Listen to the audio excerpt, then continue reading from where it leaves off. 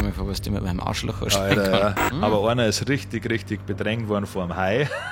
Keiner hat mich für einen Deutschen gehalten und das war, glaube ich, schon mal ein gutes Zeichen. Oh, guten Tag, Kid Rap. Hallo, Schön, dass du wieder servus. da bist. Ja, sei das waren. Peinlich. Hab's verlernt. Ja, klar. Ja, so eine Dosenbier geben, oder? Ja. Wirklich nur Dosenbier, oder? Aus dem Tab. Ah, ein Tap. Okay. Gibt's da Flaschen? Also ja, halt schon Flaschen auch gegeben, aber weiß ich nicht. Also, bayerisch Bier gern, aber sonst, wenn ich im Urlaub bin, habe ich schon gern das Assi-Feeling Ja, schon. von einer Dosen.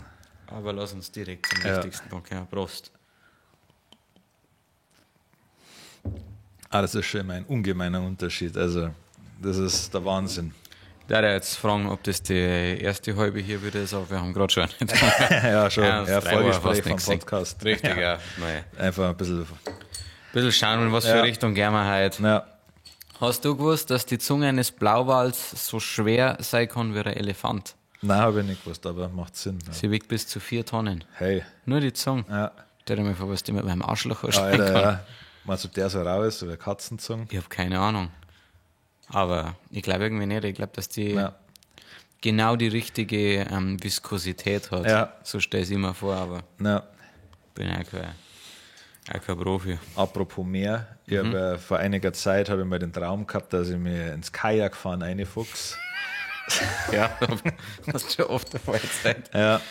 Und jetzt bin ich auf TikTok in so ein kleines Rabbit Hole gekommen, wo ich die ganze Zeit Videos von Anglern auf Kajaken sehe, die wo Oh, entweder... die verschluckt werden von irgendeinem scheiß Wal. Ja, das war oder so. das eine, ja, aber die werden meistens wieder ausgespuckt. Aber einer ist richtig bedrängt worden vor dem Hai und der hat auch keine Ruhe mehr gegeben. Ja.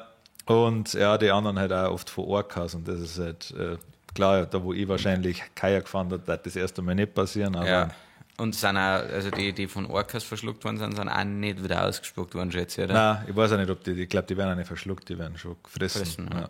Ach so, weil du hast gerade gesagt, also hast du Videos gesehen, wo es wieder ausgespuckt worden? Also da ist ein Surfer war das, der ist vor dem Blauwal verschluckt worden und der ist dann wieder ausgespuckt worden. Geil. Sein Vater hat das Ganze gefilmt und der ist dann, hat das relativ unverletzt überlebt. Was mich immer fasziniert ist, also hat er es bis zum Schluss gefilmt? Ja, also anscheinend, ja. Ich weiß nicht, also ich glaube nicht, dass das mein erster Input war, dass ich dann sagen würde, mein erster Gedanke, ich halte weiter drauf, Ja. sondern wenn ich sehe, dass mein Sohn gerade von einem Ding weggesnackt worden Ja, ist, schon, ja. dann, klar, das Dumme ist, das ist ja eine irrationale Entscheidung, Ja. die du da triffst, ich kann mir nicht helfen. Nein. Aber ich darf nicht weiter filmen, glaube Nein, ich darf zumindest mal hinpaddeln in die ich. Ja, Richtung. mal sagen, nope. Ja, das war's. Maya, nein. Ja, schon, war aber eine schöne Zeit. Ja, Aber du dann warst halt- eh nicht so gut im Fußball, von dem her warst du reine Enttäuschung. Schon, ja. Nimm ihn mit. Ja, Beste Verwendung für dich. ja, schon. Falls ich ein bisschen fertig ausschaue, ich komme direkt aus dem Flieger, also Jet Direkt, Set Live, der Kid Rap kommt direkt aus der Business Lounge, Ja. musst du ja wissen. hilft nichts. Aber es ist halt für mich mittlerweile New York City im JFK Airport ist halt nicht mehr möglich für mich, draußen rumzugehen. Ja, ich verstehe das komplett. Ja, Ich finde es aber auch gut, dass du damit nach außen trittst. Also andere geben sich also als Mann von Welt, Ja, als Mann des Volkes und das ist der Kid Rap auch. Aber es gibt halt trotzdem hin und wieder bist du privat unterwegs und dann Ja. brauchst du deine Safe Spaces. schon, ja, und in der Business Lounge kann ich mir sicher sein, das sind ja meinesgleichen, also Genau. gut verdienende Menschen und man lässt sich dann gegenseitig in Ruhe, weil man kennt es ja. Ja, das ist auch hier wieder so ein kleines Tänzchen, wo du dir so anschaust und du weißt genau, der macht gerade Business. Ja, Du machst hier gerade Business, Ja. schön MacBook, wahrscheinlich gerade wieder ein paar Beats reingehauen in dein Ding. ja. Von dem her Schön ist mit das... der Jogginghosen, Ja, klar. mit meinem Hybrid aus Wanderschuhe und Die habe ich letztens bei unserem gemeinsamen, der Kid Rap, und die haben nämlich eine Firma ein Amazon-Konto und da sehen wir mal so, was wir jeweils bestellen und da habe ich mir irgendwie drüber aufgeregt. Ich weiß nicht warum. Ja, die waren so, weil ich schon gewusst habe, dass in Costa Rica dass ich viel unterwegs sein werde, also wandertechnisch. Ja. Und ich habe irgendwie nach so einem Hybrid gesucht, weil ich wollte nicht noch ein paar Schuhe mitnehmen. Also die meiste Zeit war ich in Adiletten unterwegs. Klar, habe ich gesehen auf die Videos, ja. Ja.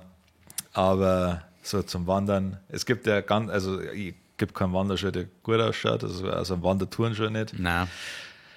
Das auch nicht wirklich, aber das geht nur, die gingen unter, weil sie halt schwarz sind. Also keiner hat mich für einen Deutschen gehalten und das war, glaube ich, schon mal ein gutes Zeichen. Hast du vielleicht... Hast du vielleicht nur eine weitere Theorie, warum die keiner für da ist? Es komplett. Ja, es war immer gut, wenn meine Reisebegleitung die Leute auf Englisch angeredet haben. Dann haben sie mit mir angeschaut und haben Spanisch geredet. Ja, stimmt. Kann das sein, ja. Immer so, No. Just English, Español poquito. Wie hast du gemacht? Zum sagen Español poquito. Ab und zu, wenn sie mich gefragt haben, wie Spanisch kann, sage ich, no, poquito. Ich kann nicht einmal poquito sagen. Ich mag aber, wenn sie ihre ganze Körpersprache...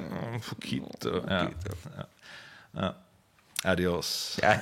Senora. Ja. Hombre. Ja. Muchacho. Y soy Miguel. Sí. Okay. ¿De dónde eres? Sí. Sechs. Vielleicht mal mit ChatGPT. Aber gut, jetzt lernen wir erst einmal Holländisch. Ja. Guten Tag. Willkommen. Guten Morgen. Ja, ich bin raus auf der Stelle. Maßkantchen. Stark. Ja. Richtig gut. Irgendwas wollte ich noch fragen zu Costa Rica. Ja.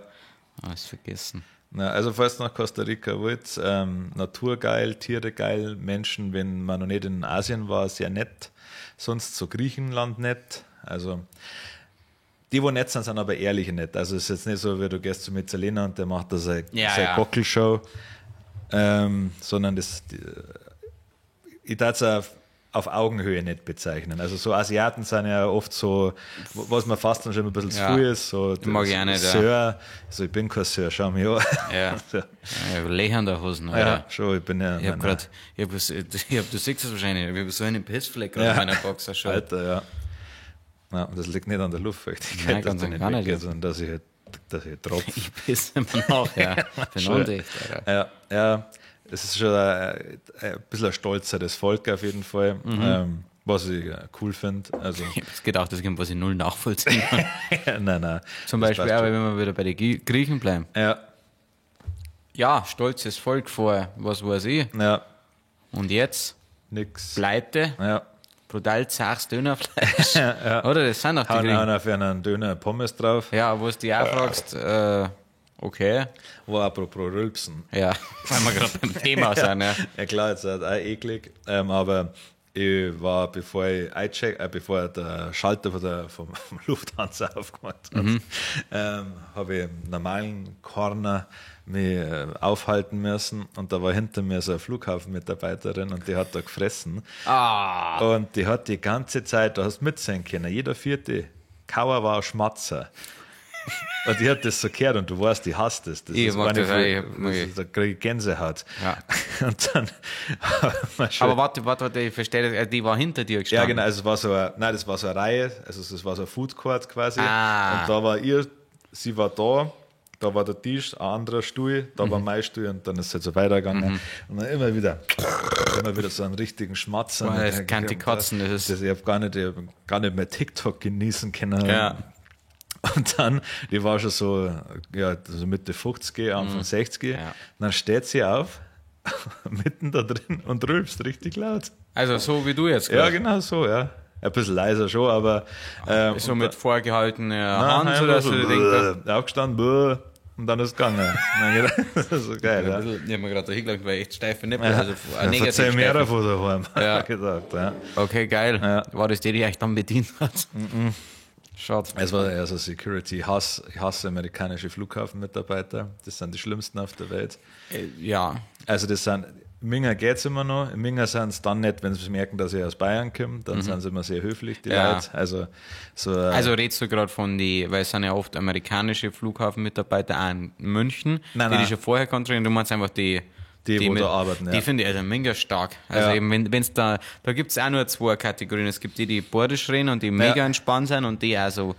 Die unterhalten sich während dem Sicherheitscheck immer so wie deine Fahrlehrer mit dem Prüfer. Ja. So, die möchten eine Wohlfühlatmosphäre, haben immer einen lockeren Spruch auf die Lippen. Ja. Also die interessieren sich. Und der Minger Flughafen Top muss jetzt manche Terminals den Scheiß nicht mehr rausholen, sondern es wird einfach gescannt quasi, lass es im Rucksack drin. Nett, das wenn dann was Auffälliges, dann musst du das rausholen, dann musst du nicht deinen Laptop rausholen, deine Flüssigkeiten, da ist Minger echt der Vorreiter, glaube ich, in Deutschland sogar. Also Thumbs up.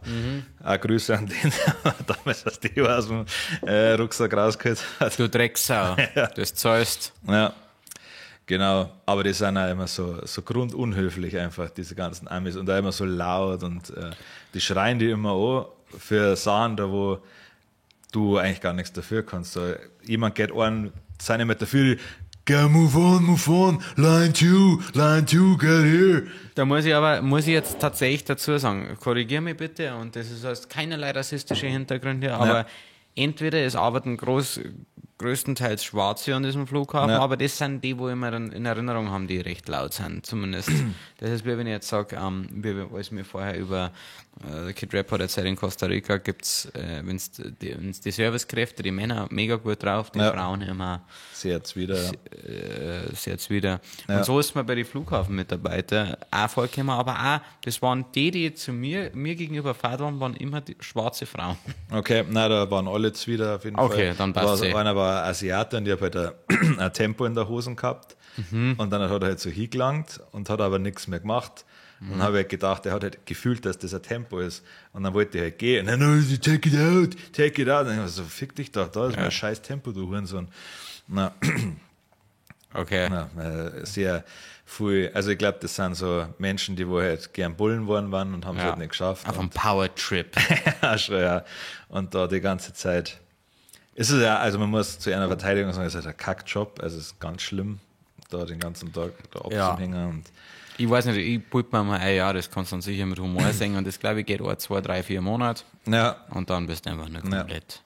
Aber ich finde es auch, bei manchen Sachen gehört es einfach dazu. Ich meine, wenn du Arzt bist, musst du ja schauen, dass du saubere Hände hast beim Operieren. Ja. Und ich finde, wenn es halt mit Leuten zum da ist, soll jetzt halt die zumindest bemühen, nett zu sein, weil die meisten, also es kommt ja keiner am Flughafen und sucht, glaube ich, Stress, oder die wenigsten. Ich glaube, dass die schlimmsten Leute die sind, die einen Flughafen die meinen, sie hätten einen Flughafen durchgespielt, also diese Business-Wichser, also viele Amerikaner sagen ja, es gibt keine schlimmeren Menschen als New Yorker, aber ich stelle mir so als schlimmstes Klientel eben so kleine New Yorker Männer vor, Ja, kannst du, die einfach jeden Tag im Flieger sind und halt davor ausgehen, die halt so deren, als waren die Flughafenleute eigentlich nicht Angestellten. Ja. Ich glaube, das sind so die schlimmsten Leute. Weil, ich weiß nicht, das Schlimme, was ich immer schade finde, ist dann, wenn Leute sich schon unwohl fühlen. Ich meine, die Leute haben ja wirklich Angst vor den Sicherheitskontrollen in Amerika, weil so viele Schauergeschichten. Ja.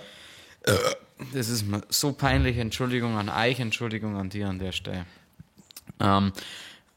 Und wenn dann jemand wirklich schlecht Englisch spricht und sich einfach, es tut einem leid, dass wenn die dann auch noch, sage ich mal, unter Druck gesetzt werden. Ich stelle mir da halt meine Mama vor, die, warum auch immer, nicht gut Englisch spricht.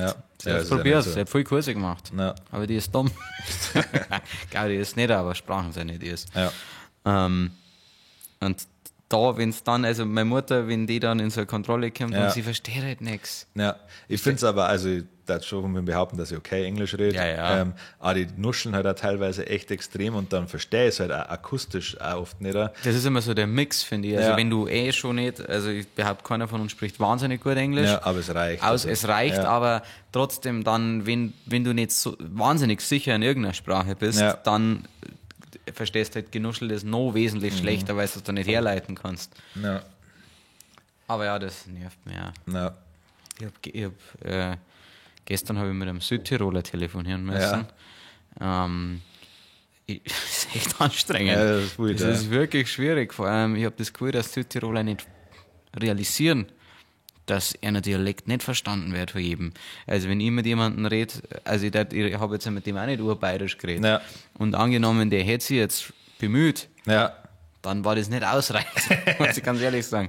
Ich weiß gar nicht, Südtiroler reden die wie Tiroler, also mit dem schon, aber noch irgendwie ein anderer Einschlag. Also ist schon anstrengend. Und auch sehr schnell.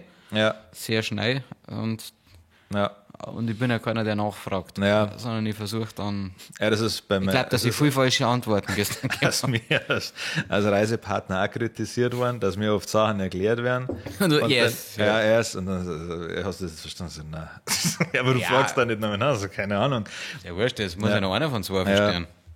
Ja, aber es ist gesagt, wenn ich ja sage, dann geht man davon aus, dass das dann passt und deswegen wird da nicht explizit zugehört. Also das ist dann, aber manchmal verstehe ich es dann aus dem Umstand, weil ich zum Beispiel beim Hilton Hotel $15 Verzehr am Tag gehabt, for free. Ist nett. Und dann, weil Gold. wir sind ja Goldmitglieder. Goldmember, Ja, das ist tatsächlich nur, weil wir sehr viel Geld haben. Ja. Und genau, habe halt dann in dem Shop eingekauft, bin halt dann mit meinen Hotelkarten hier, habe das halt gegeben und dann hat man die da in eine Säume reingedruckt. Ja. Und ich habe halt nichts verstanden, was sie gesagt hat. Und dann habe ich halt auf dem 15 Kassenzettel Euro Verzehr. und sie hat so, ja, it's not working on this card, try it. Und dann ein paar so ganz, also so Business-Wörter halt einfach. Und dann schaue ich auf den Kassenzettel und da steht 0 drauf und dann denke ich mir, okay, passt mir Was egal. willst du denn jetzt? Ja, so kostet mir nichts, fahrt zur Hölle. Ja. Und dann ich mit meinen... Weib. Ja. War eine Frau, oder? Ja, Habe ich genau. gehört. Ja. Und dann bin ich halt schon mit meinen $3,50, 30 Gramm M&M's und meine Wasserflasche weggegangen. Ja, mir hat es eine gegeben für $15, schätze ich. Ja, das war echt okay, aber das Frühstück hätte $35 gekostet pro Person. Was? Ja. Also, Okay. ja, Mann. Hat es da Gold? Ja, Frühstück mit Happy Frühstück, End oder keine ja. Ahnung. Was für Hurensöhne. Ja. Also ich war jetzt zweimal im Double Tree bei Hilton. Also, kenne ich, ja. Ja, also ich weiß nicht, ob ich das irgendwie falsch in Erinnerung habe, aber Hilton ist gar nicht so als Hotel, glaube ich. Also, Nein, ich weiß nicht, ob ich mich noch richtig erinnere, aber ich war mit BMW öfter am Hilton. Und Doubletree ist, glaube ich, so ein billiger Abklatsch. Ja. Gehört zur Hilton-Kette, ja, aber ist irgendwie voll der Hurensohn-Ding. Ja. Ist auch, ich glaube, das sind immer diese großen, ich weiß nicht, ob die alle gleich aufgebaut sind, aber das Doubletree, in dem ich war, hat so einen großen Innenhof gehabt, der innen sehr nach oben gegangen ist und dann war außenrum so die. also beides nicht. Aber war auf jeden Fall War das nicht erste so, dass ich Mal? mir gedacht habe, Ja. ich bin im Hilton. Ja, es war okay, es war so ein Darfst du Paris Hilton Mittelklasse-Hotel. ficken? Nicht jetzt, sondern vor 10 Jahren. Ja, ich glaube schon, ja. Ja. Entschuldigung. Passt. Es war das erste Mal, wir sind um 6 Uhr in der Früh gelandet und man kann erst um 3 einchecken. Also es hat man da eine Zeitspanne von 9 Stunden. Und es war das erste Mal in meinem ganzen Leben, dass ich mein Gepäck nicht abgeben habe können. Die haben gesagt, das machen Was? sie nicht. Ja, Wissen Sie, dass du Goldmember ja, bist? ja, nein, das gibt es da bei einem Hotel nicht. Aber ich kann zurück am Flughafen ans Terminal 1 fahren und da kommt man sein Gepäck. Wie weit war das? Also es hätte einen Shuttle gegeben, aber Ja, es aber war eine trotzdem. Viertelstunde wieder also mindestens eine Viertelstunde, dann muss ich das tun, dann kostet es ja auch was. Ja, Und ja, bin sauer. ja, dann haben wir gefragt, ja, ob man dann schon ein bisschen früher einchecken kann und das hat dann einen 100er gekostet. Nein! Ja. Wie viel für der? Also wir waren also statt 15 Uhr sind wir in der Früh dann drin. Also es war schon, Okay. Ich habe Also, hab mich auch erst darüber aufgeregt, aber dann habe ich mir auch gedacht, so, eigentlich ist es ja normal, dass wenn du mehr Leistung kriegst, dass du dann mehr zahlen musst. Also es ist trotzdem nervig, weil das Zimmer... hätte ich wahrscheinlich auch gemacht, weil das ist so nervig, es gibt nichts Schlimmes. War das die erste Ankunft? Nein, die letzte dann. Ach, die letzte? Ja. Okay. Aber wir sind ja dann schon geflogen und waren dann um 6 in der Früh da. Dann hast du im Flieger da nicht sogar schlafen können, leider. Ich weiß nicht, was los war diesmal. Ich glaube, dass du jetzt ein Alter kommst, wo du einfach regelmäßig Tabletten nehmen musst. Ja, Also schon, ja. zu allem. Vor Also, allem, ja. du darfst nicht mehr die Lösung im Alltag suchen oder so, wie es normalerweise läuft, sondern du kriegst keinen Hoch, Viagra, zack. Du schlafst nicht, gib dem gar keine 10 Minuten und versuch jetzt mal sofort Tabletten. Ja, nicht mehr Podcast du hören. weißt gar nicht, was gerade los ist. Hast du jetzt Unterzucker, hast du viel Zucker, Kreislaufprobleme, nimm irgendeine Tabletten. Ja, schon, ja. Also Herz, alles super. Dann trotzdem mal Makromat zur Sicherheit, Blutverdünner, scheißegal. Muss ja leben. Ich stelle da was zusammen, wir haben jetzt Tablettenbackel drin. Ja. Ich stelle uns was zusammen. Ja, schon, dass wir überleben, ja. Ja, auf jeden Fall dann das genommen, dann kurz geknappt, Gepäck da rein da. Dann ist die Heizung nicht gegangen. Das war echt richtig kalt. Das hat -2 Grad in New York gehabt. Oh. Das hat, wie sagen die Norden, gezogen wie Hechtsuppe, oder sagen die das so im Norden? Das zieht wie Hecht zu. Ja. Und dann hat angerufen an der Rezeption und du weißt ja, wie ich sowas hast, so Konfliktsituationen. Aber trotzdem angerufen und habe gesagt, ja, Hast du gemacht? Klimaanlage Hast du geht Heizung, nicht. ja? Ja, sie schickt dann Techniker. Ja, okay. 3 Stunden ins Bett. Ja, wirklich. Also dann trotzdem haben wir gedacht, ja, wir werden schon wach, wenn er klopft. 1,5 Stunden pennt, keiner kommt. Ja, dann gehe ich her, dass draußen jemand geht. Dann war da so ein sehr, glaube ich, maximal bekiffter Page, Page, ja. Dann sage ich so, hey, yo. Also 1:1 vorstellen gerade. Ja, das hat auch viel zu lang gedauert. Ich habe gehört, dass draußen jemand redet, dann steht der Typ da vorne und druckt der Reinigungskraft das Heim rein und die möchte einfach nur die Zimmer sauber machen und der tut die ganze Zeit an ihren Laken rum und man merkt, die Frau will einfach hier Ruhe haben. Dann geht er vorbei und dann frage ich ihn, ja, ob ich vielleicht bei der Klimaanlage irgendwas falsch mache, weil kann ja sein, ich möchte nie ausschließen, dass ich was falsch mache. Ja. Aber es war tatsächlich nicht mein Fehler und dann hat er einen Techniker gerufen, der dann auch gleich gekommen ist. Dann haben sie es resettet und dann ist die Heizung gegangen. Wir sind in den Start gefahren, waren da 4-5 Stunden, sind wieder zurückgekommen, Heizung wieder tot. Ich rufe wieder an. Naja. Ja, sie schickt gleich wieder jemand, weil wir standen keiner gekommen. Ja, und dann sind wir runtergegangen und haben ein neues Zimmer gekriegt. Ich glaube, du musst einfach von vornherein ein neues Zimmer dann bei sowas. Ja. Aber ich hätte auch bei über Techniker Also, gegangen. ja, er hat gesagt, Kannst du Entschuldigung geben, irgendwas? Also ich finde, ich bin inzwischen so, einfach nur, weil ich mir denke, probierst das halt einmal. Ja. Ich hätte meine 100 Euro versucht zurückzukriegen. Ja. Nein, wir haben nicht probiert. Nein. War wahrscheinlich gegangen. Wahrscheinlich. Aber im Endeffekt spielt es keine Rolle. Nein. Finanziell. Das ist ja für die. Für uns ist es halt einfach, sage ich mal, 2 Sekunden auf der Bühne stehen. Ja. Und für die ist es halt sehr viel Geld fürs Hilton. Ja. Ja, muss man so sagen. Facts, ja. Also, ja. Ich habe hier eigentlich ein Thema der Woche, aber ich finde, das da ich gern komplett wegcutten, weil es ein gutes Thema ist. Ja. Aber mich interessiert der Urlaub viel mehr. Ja. Und da haben wir jetzt ja irgendwann mal. Hey. What's poppin'? Wir sind jetzt immerhin bei 21 Minuten, da brauchen wir jetzt kein großes Thema aufmachen. Ja. Und der Döner kommt gleich. Ja. Jetzt einmal vom Urlaub trotzdem. Nur kurze Frage, also du bist ja. Kann es sein, dass du mit weniger wiedergekommen bist, als du losgeflogen bist? Ja, also nur so, tatsächlich, mal ins Blaue hineingefragt. Ja, ich habe extra für den Urlaub so eine Vlogging-Kamera gekauft für einen Taui und ein Objektiv dazu für 400 Euro. Und ich weiß nach wie vor nicht genau, wie es passiert ist. Es war in New York, auch schon nach 9 Stunden Flug und da hingekommen zum Hotel, halt schon ein bisschen neben der Spur gewesen vielleicht. Eingecheckt, einen heißen Cookie gekriegt, weil das kriegt man beim Hilton. Ja, weil sie die sind gut, gell? Ja, war echt okay, ja. War gut, also nicht nur okay. Und habe dann ewig auf den Aufzug gewartet mit meinen 2 Trolleys und einem Rucksack und der Aufzug war dann proppevoll und ich weiß nicht, ob ich ihn auslassen habe und den hat jemand mitgenommen, den Trolley, oder ich habe ihn drin lassen und mir ist dann direkt gleich vor der Tür, als ich im Hotelzimmer mit meinem Schlüssel da gestanden bin, fuck, jetzt den Trolley, er ist weg, quasi. Also entweder eben drin lassen oder. Ach, du hast ihn im Aufzug vergessen oder davor im Aufzug? Nein, ich hab mir das Videomaterial, das habe ich mir angeschaut. Und was für Videomaterial? Da war in der Lobby, weil ich habe erst gedacht, ich habe es in der Lobby vergessen. Da habe ich ihn aber mit in den Aufzug genommen, das haben wir uns zeigen lassen, quasi das Videomaterial. Und jetzt ist. Aber das im Aufzug ist doch auch eigentlich. Nein, da ist keine Kamera. Und jeder scheiß Aufzug hat doch sonst eine Kamera. Da gar keinen. Und auch in die ganzen Stockwerke. Sicher? Ja, sehr sicher. Ja. Ich habe überall geschaut. Also da sind keine Kameras. Und auch in die Stockwerke selber sind keine Kameras. Aber, ist der Eingang zum Ding ist doch überwacht? Ja, aber ich bin mit dem Koffer in den Aufzug gegangen. Ja, und wer ist wieder damit rausgekommen? Den hat dann erst der Nachtpage nach dem anderen Stockwerk gefunden. Ah, das bedeutet, derjenige, also in die Gänge ist auch kein Video. Nein.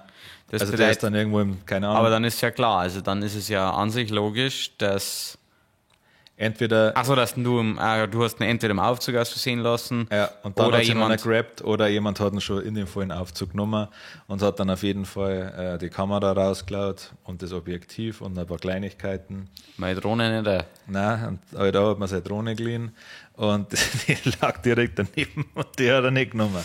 Und ich habe mich schon voll gefreut, weil am nächsten Tag bin ich runtergegangen und dann habe ich meinen Kofferhalter gesehen und gedacht, geil.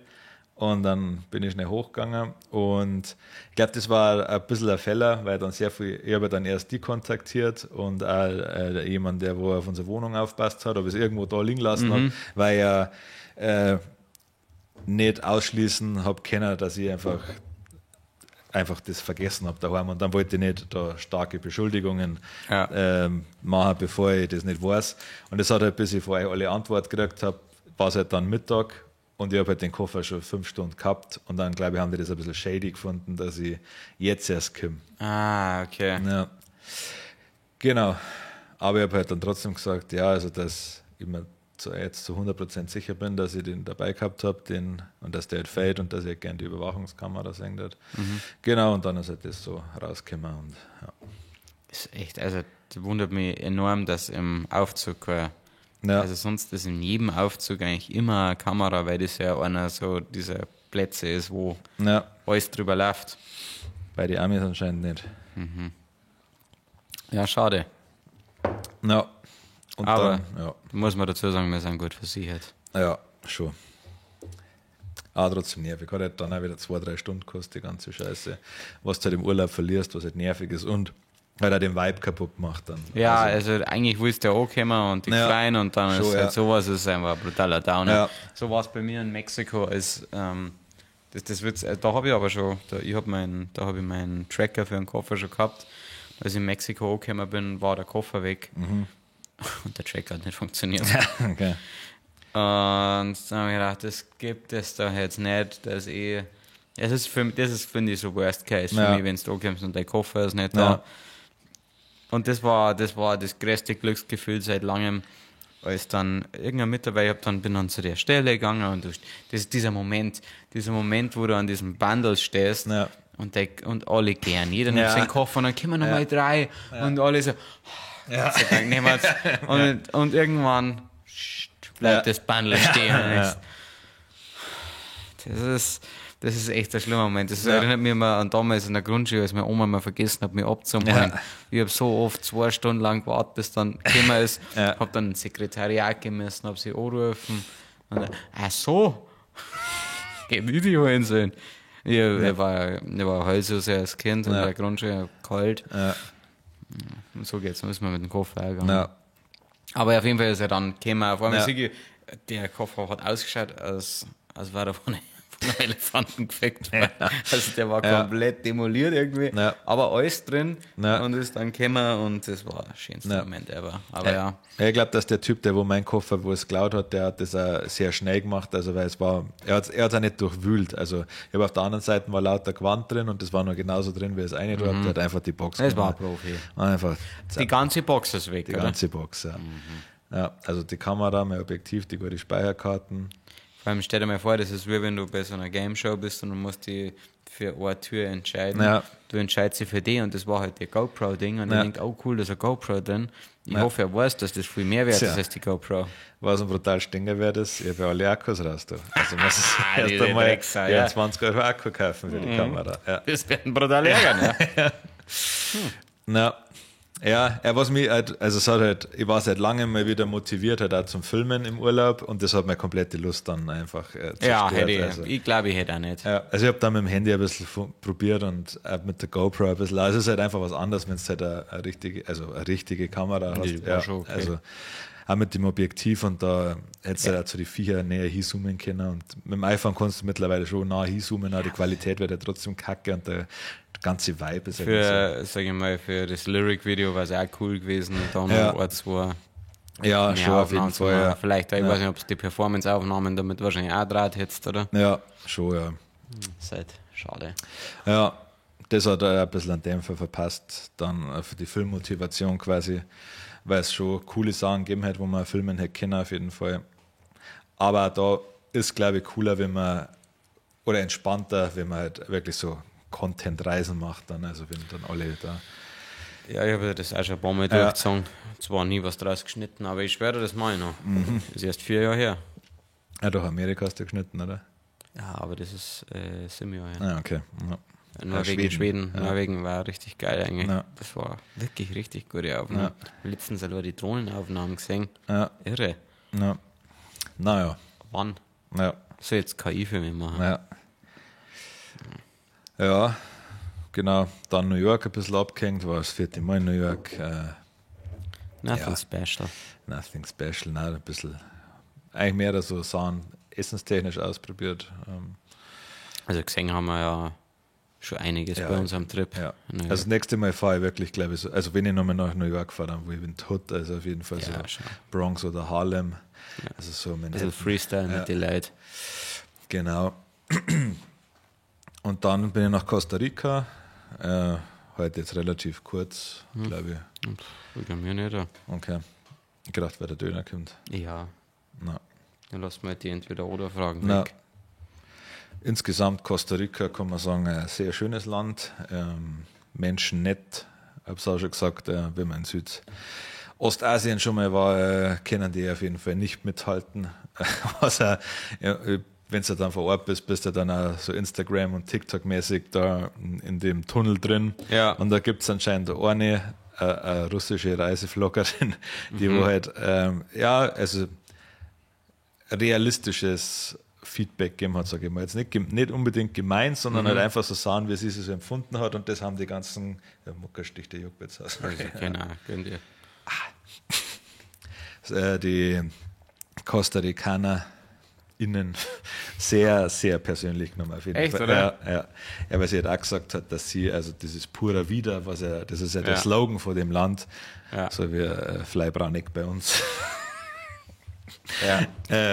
Und wenn das mein Slogan ist, dann denke ich mir schon, also da müsste es schon so einen Wumms geben auf jeden Fall. Pura Vida ist ja wie La Dolce Vita. Ja, genau. Ja. Sowas, das pure Leben, ja. Und es sind schon viele Leute, also die teilweise sehr gut drauf und nehmen das auch als Bitte her und als Servus, also Pura Vida.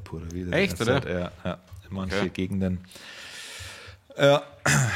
Und sind wirklich nette Leute da gewesen, aber jetzt nicht so, dass ich mir gedacht habe, wow, das sind die nettesten Menschen, so die, wo ich gesehen habe. Nicht so, wie es angepriesen worden ist, quasi. So, das war das Einzige. Genau, aber wie gesagt, ich habe es vorher schon im Vorgespräch gesagt, sind halt so Griechenland nett, schon herzliche Menschen dann, wenn es nett sind. Aber echt viele, die wo auch grundlos schon zuwider sind und das ist was mich nervt. Also wenn jemand ich bin ja. Gegen Touristen wieder oder insgesamt? Ich weiß nicht, ob es gegen Touristen war, aber ich bin ja jemand, der wo ja immer schon sehr freundlich ist, hat zu Servicepersonal und so. Ich finde speziell zu Servicepersonal, oder? Ja. Und dann nervt es mich, wenn die halt dann da eine Fresse ziehen, obwohl ich ja noch gar nichts gemacht habe. Also, wenn ich dann irgendwas, keine Ahnung, gibt kein Trinkgeld oder führe mich auf wie ein Arschloch, dann ist ja okay, dann müssen die ja nicht die ganze Zeit trotzdem lachen, sind ja auch Menschen, die wo darauf reagieren können, aber wenn das der scheiß Job ist, dann sei halt auch nett. Ja, das ist immer das Problem, also die sind halt dann einfach am falschen Job, also ich weiß nicht, was die schon alles dann erlebt haben in ihrem Job, so dass du jetzt sagst, sehr gut, du hast einfach diese negative Grundeinstellung, aber mir nervt sowas auch sehr. Ja, also manchmal beobachtest du auch Leute, wie die dann sind, so die Servicekräfte und die benehmen sich halt auch wie Arschlöcher, ohne Bitte, Danke oder irgendwie sowas oder Hallo, irgend so ein Ami, ich weiß gar nicht, was es war, ich kann es nicht sagen, der ist reingekommen in so ein Soda, so ein kleines Restaurant, geht einfach durch zum Tresen, nicht Servus, sagt ein Menü. Also er wollte Speisekarten, und dann denke ich mir so, okay, also jetzt wenigstens Hello. Also halt Menschen zweiter Klasse schon, waren.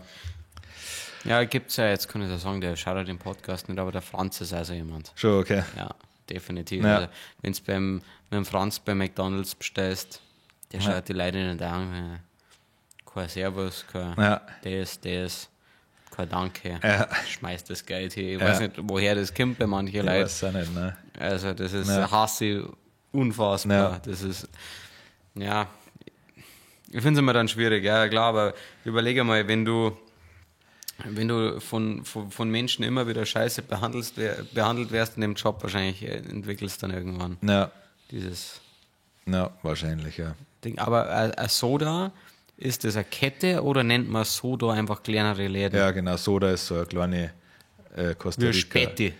Oder, Kette, oder ist es eine Kette? Nein, es ist keine Kette. Also es gibt verschiedene Sodas für ein bisschen besseres Bistro, kann man sagen. So. Also, gibt es kleinere, hauptsächlich so kostarikanische Gerichte. Genau, und im Vorgespräch hat mir der Kid Rap erklärt, weil ich habe noch nie was davon gehört vorher, während die pissen gehe. Tut mir leid. Erklären, was Backbanane? Kochbanane. Kochbanane, Ja. habe ich noch nie gehört davon.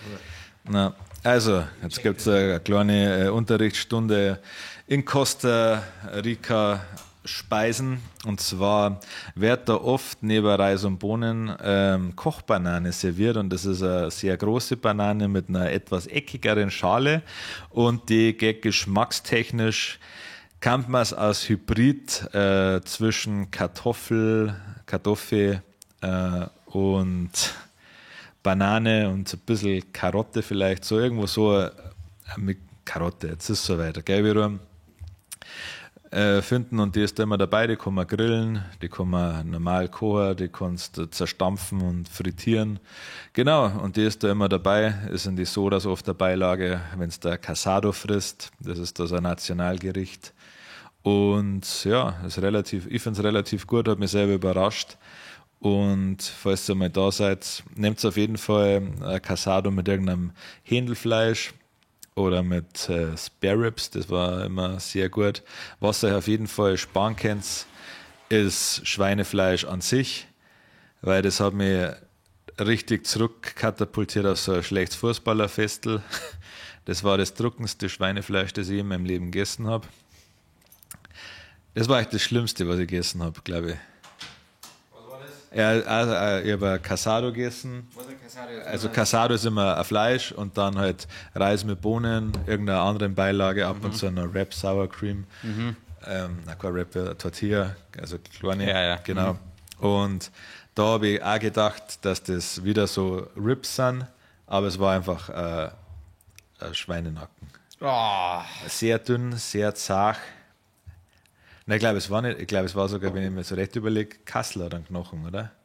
Boah, keine Ahnung. Ja, es war auf jeden Fall ganz, Doch. ganz trocken, zart, wird Sau. War wieder okay gewürzt, aber da habe ich echt fast nicht runtergebracht. Aber fast. Ja. Also du hast das gegessen. Das kannte ich dann einfach nicht. Ja. Das hasse ich immer Es war nicht flachsig, also es war nicht so, es war einfach nur zart und ja, da musst du halt dann, habe ich halt dann durch müssen und war es wenigstens günstig. ja, das war hat 8 Euro oder so gekostet. Aber war so der Gericht, oder? Ja, genau, ja. Ja, ich hab dann auch, also wir haben dann auch aufgehört, in Restaurants essen zu gehen, weil es eigentlich nie besser war, sondern nur teurer. Deswegen Ach so, sind wir dann also in normale Restaurants. Gibt's Ketten, Fastfood-Ketten? Ja, schon, also Burger King. Ja, wir meinen KFC. vielleicht so eigene. Wir sind Ja. Schweden, Norwegen gibt es eigene, in Amerika gibt Also es es eigene. hat ein Goyo gegeben, also war so KFC-mäßig quasi, da Und? war ich nie drin tatsächlich. Warum nicht? Hat es irgendwie nicht ergeben. ergeben, ja. Okay, da bin ich mal total heiß drauf. Ja, ich bin auch, Andere also Ketten. ja, insgesamt so Straßenstände und sowas habe ich dann eigentlich immer auslassen, eben wegen die Sodas dann, weil es da eben chilliger Ja. war. Ja, genau.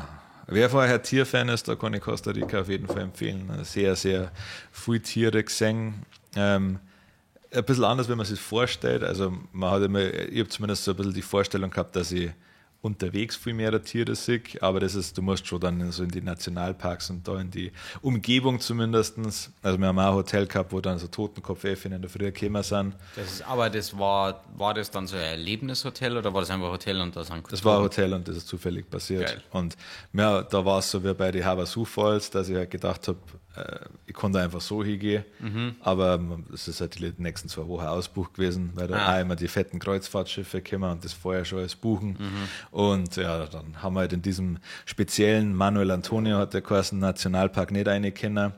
Und da war halt eben. Gut, aber beim Nationalpark hätte jetzt auch nicht irgendwie. Ja, aber ich war ja davor schon in andere und da hast du dann Ja. einfach bis dorthin gegangen, hast deine 5, 6 Dollar zahlt und dann hast du da einige können. Genau. Und habe gedacht, das läuft halt da immer so, aber nicht da. Und da hätten wir halt eben vor allem Totenkopf-Äffchen sehen können und halt Aras. Und haben Mag halt, dann, Aras. ja, haben halt dann nicht rein können und waren halt schon geknickt, weil die Totenkopf-Äffchen also das gewesen waren, was gefällt hat.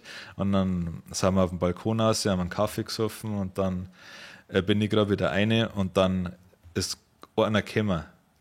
Und wir haben noch so eine Kochbanane dabei gehabt, weil die eigentlich die Nasenbären füttern wollte.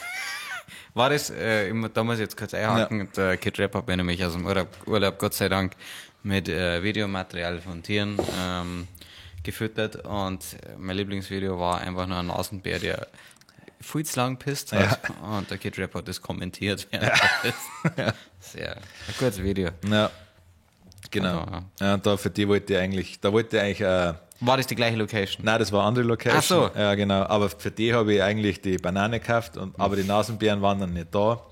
Und dann habe ich die Banane noch gehabt. Und Gott sei Dank, muss ich sagen. Was für ein Glücksfall. Ja. Und der Aff, also das Totenkopf-F, ist schon richtig nervös geworden, weil er anscheinend checkt hat, dass ich drin was für ihn habe. Und hat dann schon immer ein Fliegengitter, so mit seinen kleinen Patschehändchen da rum. Aber ist halt so blöd da gestanden, dass ich nicht raus habe können, weil ich wollte ja nicht, dass er reinkommt. Ja, klar. Er ist auf den Stuhl geguckt, zwischen mir und dem Fliegengitter. Ja. Und es hat halt immer so geschaut. Und dann habe ich jetzt ein Stück Banane hintergeschmissen und dann sind, glaube ich, so 10 gekommen. 10? Ja. Okay. Genau. Meinst du, der war reingekommen? Ich glaube schon, ja. Also ich glaube, er hat es schon probiert. Man hat auch genau gemerkt, also es ist einer dann langsam gegangen, weil erst habe ich dann immer so Stückel runtergerissen, die waren halt dann viel zu groß für die, weil die so klar sind. Ja. Und dann bin ich halt noch mal rein und habe es halt klar geschnitten und bin mit dem Teller da gestanden und dann habe ich schon gemerkt, das dauert ja nicht zu lang. Und dann ist einer schon ein bisschen aggressiver, ist immer so unten gestanden, hat immer schon so geschaukelt und man hat schon gemerkt, er hat überlegt, ob er aufspringt. Echt, oder? Ja, ich glaube schon, ja. Aber er hat es halt dann doch lassen. Ja. Ja, das war wild, war süß. Ja. Ich mag Affen. Ja. Man unterschätzt die, also, weil ich habe mir jetzt kurz gedacht, ja, hätte ich es halt reinlassen. Ja. Aber ich meine, die haben erstens Zähne Ja. und auch nur einer. Ich meine, der kann ja trotzdem, wenn er keinen Bock auf die hat, die beißen und dann ist der Urlaub, kann auch Ja, schon und die wieder haben ja die ziemlich ganze Zeit geschissen. Also die sind da immer rumgekupft und haben die ganze Zeit geschissen. So. Und dann habe ich gedacht, ich wäre gerne mal einen Tag so auf. Ja. Nicht Gedanken machen, wo ich hinscheiße. Ja. In unserem Nationalpark, da habe ich gedacht, ich mache so eine Kokosnuss selber auf und da habe ich da ewig hier an das Ding und als ich dann aufgemacht habe, war es halt schon überreif und war halt so richtig Kokosmilch. Wie hast du das aufgemacht? Ich habe es halt immer, also erst habe ich es gegen Äste gehauen. Brauchst du einen Stur. Ja, war leider kein Stor da, kein groß genug. Und dann habe ich irgendwann die Geduld verloren und habe es halt einfach Vollgas gegen einen Baumstamm gefetzt. Und? Er ist dann aufgegangen. Geil. Aber die Kokosnuss war halt schon überreif und die Kokosmilch ist schon hart geworden. Aber das hat dann lauter Kapuzineräffchen angelockt. Echt? Ja, weil die das dann fressen wollten. Und dann habe ich, eigentlich heißt es ja dann Feed the Wildlife, aber es war ja kein Menschenfressen, sage ich mal. Okay. Ja, und dann habe ich dann halt die Kokosnuss richtig aufgemacht und dann haben sie da. Also, du hast das aufgemacht und sind direkt gekommen. Also, die waren Ja, nicht halt schüchtern oder haben die schon gewartet, dass du einer hingelegt hast? Also, sie haben halt irgendwie mitgekriegt, dass ich die Kokosnuss aufgeregt habe. Und dann halt, Hast du die vorher gesehen oder waren die die versteckt? die sind schon immer so rumgeschlichen, aber haben jetzt eigentlich kein so wirkliches Interesse am Menschen gehabt. Also an die Rucksäcke schon. Ja, klar. Weißt du, dass ich, Die werden die Kamera haben. stimmt, der wird schon versucht, am abzunehmen. Ja. Ja. Ja, Drohne ist klar, dass sie nicht brauchen, weil die können es nicht steuern. Nein. Ja, aber die American Express mit den ganzen Versicherungspaketen, das hast du ja noch gar nicht gesagt, oder? Ja. American Express haben unser Platinum gehabt. Ja, haben sie mal aus dem Hoteltresor geklaut anscheinend, inklusive 70 Euro, $100 und noch das, was ich an Sri Lanka Colones gehabt habe. Ja. Ah, ist das die Costa Rica? Costa Rica Colones, ja. So ist das die Währung, oder? Ja, Colones. Colones, Wie ist der ja. Umrechnungskurs? 1,500 Colones. Ah, das ist machbar. Das ist angenehm. Ja, also 500, schwankt ein bisschen, aber ich habe mit 500 gerechnet. Machen wahrscheinlich 630 oder so. Nein, 550, 520, ja, ein bisschen geschwankt, ja. Und dann haben sie es gefressen, oder wie? Ja, und haben sich da sehr darüber gefreut. Ich weiß nicht, ob du das schon gesagt hast, wo hast du die Kokosnuss hergehabt, gekauft oder gefunden? Nein, oder? der ist mir auch gespült. Ah, sehr gut. Ah, ja, klar, dann wird schon unterwegs gewesen sein. Ich habe in Mexiko auch selber eine Kokosnuss geknackt. Hat echt lange gedauert, ich habe einen Stor gehabt. Gibt es ein ziemlich dummes Video von mir, weil es wirklich Behinderter da drauf haben. Ja. Also die haben schon, die halten schon. Also ich bin nicht drauf gekommen, es einen Baum zum Fetzen. Ja, du musst es ja oben probieren, weil da, wo die Löcher sind, ist die Bruchstelle. Da geht es dann ein bisschen schneller. Ich habe mich nicht informiert, ich habe gedacht, ich kann es einfach mit roher Gewalt. Ja, war der eine noch in diesem. Ja. Also in diesem buschigen Zeug. Ja. Ja, das hat schon ewig gedauert, das da raus zum Kriegen. Ja. Beim ersten Mal, als ich gegen einen Bank gefetzt habe, ist mir gegen Ski war. Aber so, dass ich Blut habe. Echt, oder? Ja, schön. Jetzt noch eine Narbe. Also ich habe mir gestern beim Reel dran, wie du. Naja, scheiße. Bin gegen dir gelaufen. So blöd. Okay, aber gibt einem dann trotzdem ein gutes Gefühl, wenn man es aufgeregt hat, schon, gell? ja. Ja, glaube ich, auch sehr verstörend gewirkt auf die Leute. Auf die Affen oder auf die Leute? Auf die Leute. Und was für eine Umgebung war das? Ja, das war eben in so einem Nationalpark, der wo so am Strand entlang gegangen ist. Also du bist da so schön im Schatten, im Dschungel, da den Wanderpfad gegangen. Hier mal Faultier, da mal ein paar Waschbären, ein paar Kapuzineräffchen, Brüllaffen. Also ich beneide am meisten für die Faultiere und die Waschbären. Ja, und da sind wir auch zufällig haben wir gesehen, dass sie da so ein paar Menschen halt sammeln und da war ein Faultier relativ weit unten und so hat er gerade sein Ding gemacht und das heißt richtig, weil sonst sind die Arschficker immer echt weit um. Und da ist das richtig schön aus der Nähe sehen können, die gehen halt so gar keinen Fick Ja, nicht. ja. Das ist halt so langsam, das ist echt brutal. Also vor allem, die schauen ja irgendwie so, also die sind so langsam, aber die leben das auch. Also die genießen das auch irgendwie.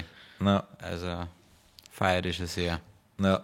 Und eben an dem Strand war halt der Strand, an dem Teil vom Park war der Strand relativ schön, ohne dass, weil sonst war immer echt viel Holz und so Zeug und Scheiße im Wasser.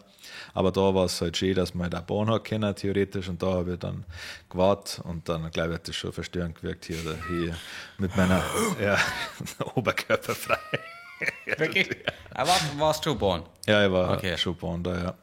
Ja, aber in Costa Rica haben wir ein bisschen ein ungutes Gefühl, weil da die Süßwasserkrokodile ab und zu ins Salzwasser abdriften. Ja. Okay. Ja, das sind echt riesige Viecher. Also, ja.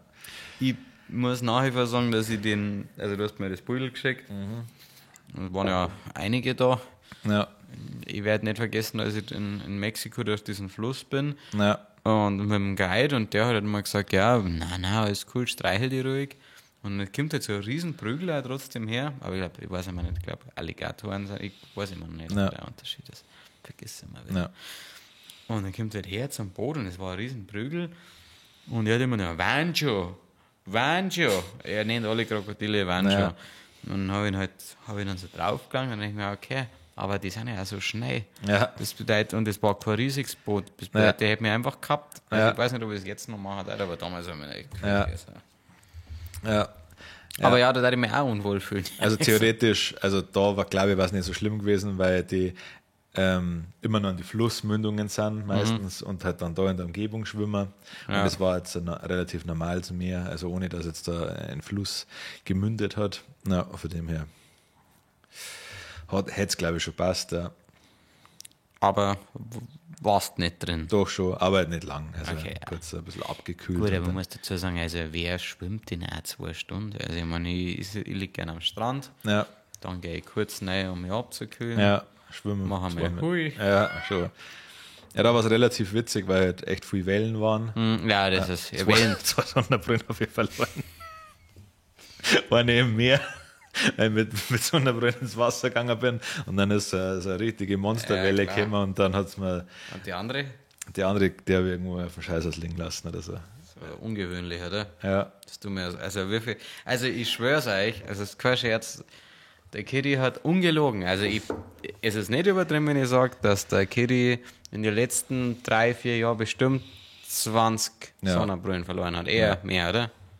ja, ich glaube 20. 20 kann schon hingehen, weil gut hin, ich ja. sehe jedes Mal wieder beim Amazon-Account, du hast wenigstens das Glück, dass du ein Modell hast, Ja, das du immer wieder nachbestellen Ja. kannst. Die kosten ja auch immerhin 20 Euro, also ich denke, ja, das waren teuer. Jetzt mittlerweile sind sie wieder günstig, jetzt kosten sie wieder 15. Ja. na sehr gut. Ja. Also, hast du jetzt noch eine, oder? Also ich habe eine noch da lassen, ja, aber die, wo ich mir neu gekauft habe, die ist im Meer. Ja. Also hast du dann vor Ort noch eine gehabt oder hast du da Ich hab dann dann eine noch, reingekauft? also die Hälfte des Urlaubs hatte ich dann noch eine und dann bin ich gleich mal aufs Klo gegangen und habe was aus meinem Koffer holen müssen und ich glaube, ich habe es aufs Dach gelegt oder am Scheiß aus liegen lassen und dann war es also weg. kein Urlaub, wo du sagst, du hast viel mitnehmen können. Nein, außer Muckerstich.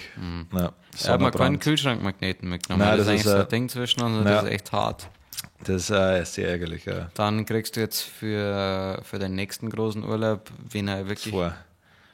Oder was? Nein, dann kriegst du von mir, ich zahle dann die Hälfte vom Kühlschrankmagneten, bevor es am Geld scheitert. Aber du hast ja auch gesagt, die waren nicht hässlich. Nein. Dann will ich noch nicht, ja. Ja. Ja. Ja, der Kühlschrankmagnet für $10 ist schon, finde ich. Ja, das ist hätte ich auch nicht frech, gezahlt. ja. Also hätte ich auch nicht mitzahlt. Ja. Also das ist, da möchte ich es dann nicht unterstützen. Ja. Soweit. Muss ich noch mal kurz schauen, aber ich glaube. Oh, Entschuldigung. Passt eh. Minuten, was? Ja, krass. Heftig. Lass uns dann noch zum Abschluss, also das Costa Rica-Thema, weil das war also nur ein Bruchteil. Ja. Möchte ich nächste Woche trotzdem nochmal aufnehmen. Ja. Lass uns noch die Entweder-Oder-Frage machen und dann. Passt. Nie wieder rappen oder nie wieder Bordisch reden? Nein, singe ich halt. Ja, habe ich mal gedacht. Ja. Bei mir das Gleiche. Hauptdarsteller in einem Eberhofer-Krimi mit Promotour etc. Ja. Oder eine Tour lang Vorband von Hans Söllner? Ja, dann safe Eberhofer. Ja. Also ich finde, war jetzt nicht meine erste Filmwahl, aber ich glaube, also da mit zum Spielen, glaube ich, ist schon witzig. Also Eberhofer ist mir natürlich die ganze Reihe ab einem gewissen Punkt dann unangenehm geworden, weil es immer das Gleiche ist. Ja. Aber sie vertreten keine wahnsinnig unangenehmen politischen Ansichten, deswegen auf alle Fälle Eberhofer. Ja. Und ich glaube, dass die Schauspieler ich glaube, das Spaß macht. Ja, sind. Und ich war niemals Vorband von Söllner. Niemals. Riesiges Atomkraft-Nein-Danke-Tattoo auf die Brust oder Stefano etwas zeichnen lassen. Auch sehr groß und präsent. Also es geht um ein Tattoo offensichtlich. Da hat lieber der Tattoo vom Stefano zeichnen lassen oder Atomkraft Nein-Danke. Also ich glaube ich gar nicht so ein Problem mit Atomkraft Nein-Danke. Also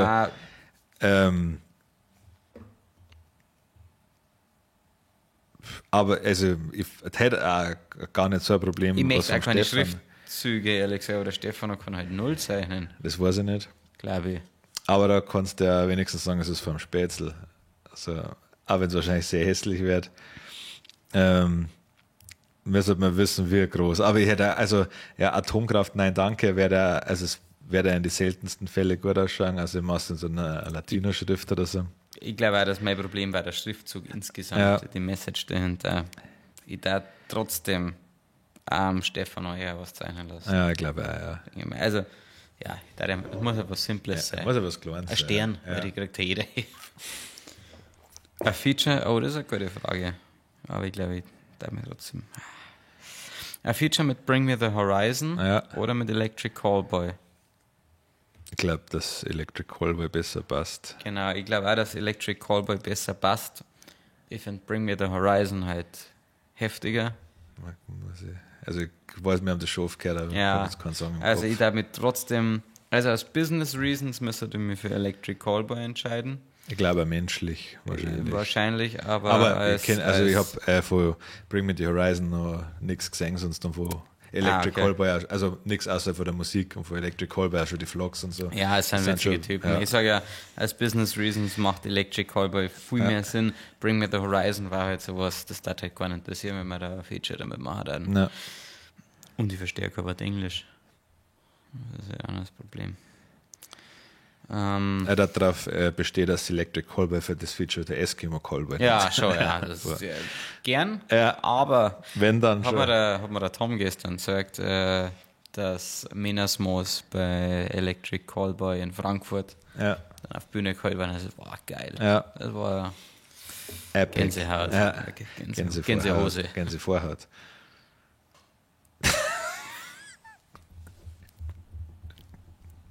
Was? Kennst du es nicht? Nein. Okay. Warum? Woher? Wie kennst du das nicht? Sag mir das jetzt. Das ist so eine Steigerung noch. Okay, danke. Hättest du lieber eine eigene Los Brutales Wiesen oder lieber ein Los Brutales Festival? Finde ich eine schwierige Frage, weil man also Wiesen kann ja ein Festival sein und umdreht. Genau. Also eigentlich was ist der Unterschied? Das Festival ist Freiluft und Wiesen ist im Zeit, oder? Also sonst ist für mich das unbehalt bestuhlt. Ich glaube, dass also für Musiker ist Festival, glaube ich, immer geiler. Ja. Deswegen glaube ich, da das Festival nicht mehr. Ja, vor allem, ich kann auf einem Festival auch Zeit aufstehen. Ja. Brasswiesen ist ja auch irgendwie ein Festival. Ja. Der macht schon, Zeit. Ob wir jetzt das voll machen oder. Das ist scheiße. Irgendwie so. Klar, du kannst die Welt nicht voll machen, deswegen ist Open Air immer schwierig. Ja. Aber ich darf auf jeden Fall Festival sein. Ja, super. Fan der Woche, Secret Tipp, scheißegal. Was steht die Woche? Die Woche steht auch, dass der Kid Rap jetzt wieder da ist. Jetzt wird wieder hier Rock'n'Roll. Jetzt ist wieder richtig Rock'n'Roll und ihr müsst den Harry auch nicht mehr hier mit mir singen. Rumgestammel. Nein, Schmarrn. Nein, aber ich hab's mir nicht Hab angeschaut. ich dann die aber ich war letzten dabei. Worte gehabt? Nein, leider nicht. War cool okay. gewesen. Ja. Ich bin nicht auf die Idee gekommen. Die letzten Worte hat der Harry gehabt und er hat nichts gesagt. Ja, dann halt wie immer die letzten Worte der wunderbare Harry. Danke.